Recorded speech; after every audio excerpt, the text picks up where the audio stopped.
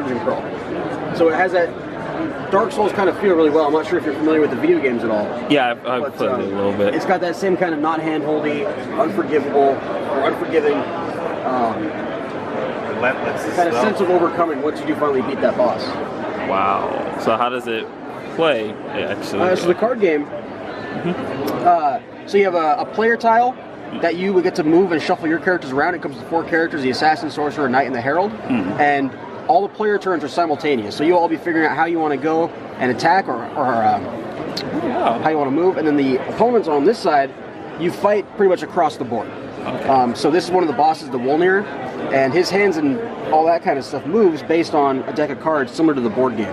So he'll have about a stack of 5 cards that you shuffle up, and when you flip that top card over, it'll tell you where his position is going to change to and where he's going to attack at.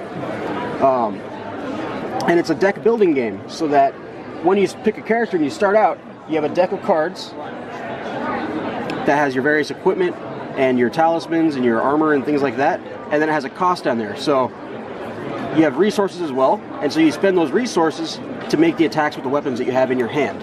And you have an option when you use a weapon to use a quick action to keep it in your hand, or you can use a more powerful version, but you have to spend that card at the same time. So it could be possible that you don't have any weapons left in your hand if you decide to start throwing those down. And it's the same thing with the armor. You can have the option to block a little bit more and throw it down, or you can keep it in your hand, spend the resource, and you can block a little bit. So as you're going, you're getting experience for every single, or you're getting souls for every monster that you beat, and you use that to buy these stamina cards, which you use to bulk out your deck and be able to handle more powerful equipment.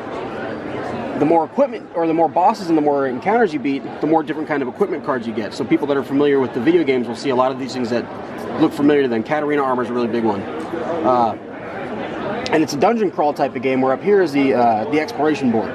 So each space on here has a difficulty level, and you start on this bonfire spot kind of right here. You have a couple of options to get to each boss. You can go this way, you can take a little bit of a longer route, but you have only 5 chances or 5 deaths before it's a game over.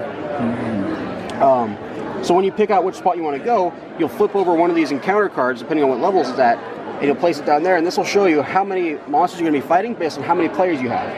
Oh, cool. So then you'll flip over that monster card, and it will tell you where it's going to set up its initial position, and then you position your players, and you get the fight going. Oh, wow, this is cool. Yeah, so this one's down to a $45 MSRP. It's kind of our answer to the board game. Since the miniatures are in there, it brings it up to $120. But that can kind of, the people that aren't interested in the miniature side of things can get kind of turned off by that price point.